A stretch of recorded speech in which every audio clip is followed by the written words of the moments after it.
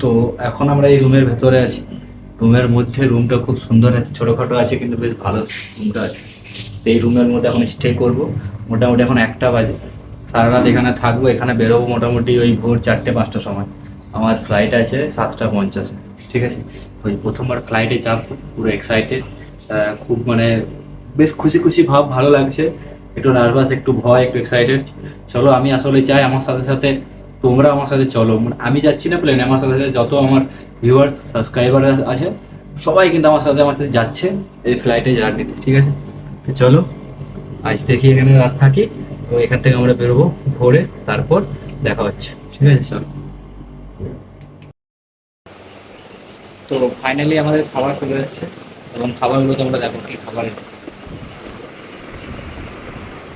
এটা fried rice, chilli chicken, sauce বগেরা সব কিছু দিয়েছে।